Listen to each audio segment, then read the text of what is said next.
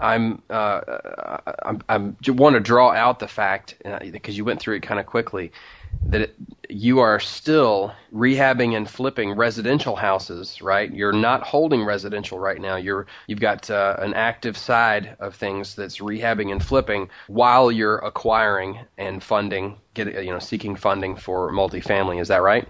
Absolutely. We do keep it close to home. At one point, we had a big operation going across 4 states, and we scaled that back dramatically. But we're consistently doing, I'd say, anywhere from 2 to 4 deals at a time in our backyard here in New York that we buy and sell as fast as we can, much like everybody else that flips a house. You buy it, you spend a lot of money, and then you say your prayers at night and say, please, God, sell this house.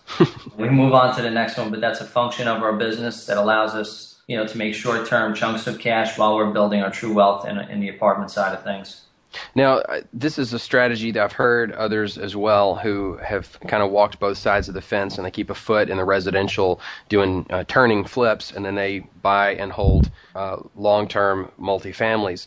Take me inside just a little bit before we get into some of the other stuff we talked about. Take me into maybe your particular blueprint for that. You probably have some systematic approach to how many rehabs you're looking to do and the types of rehabs and the numbers and the areas and things. Can you just kind of rattle through your criteria for that side of it?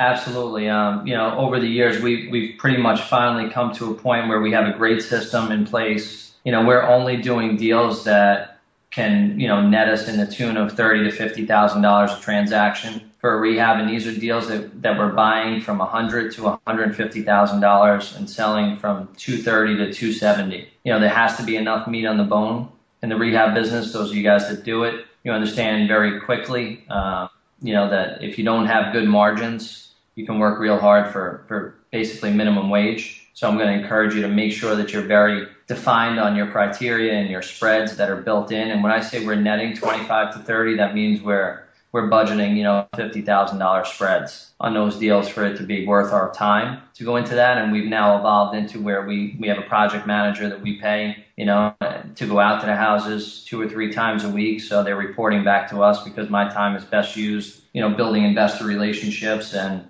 finding, multifamily deals, which is really what's going to fuel our growth. And we spend the bulk of our time reviewing deals, and we have the right system and team in place to kind of manage we built out a relationship with a broker that sources deals for us. We have 2 rehab crews. We have a project manager and an office manager that runs that side of our business for us. And it can all be replicated with not a lot of money either. I'd much rather pay somebody a couple $1,000s a deal to be running around paying contractors and taking pictures of houses 2 or 3 times a week than myself.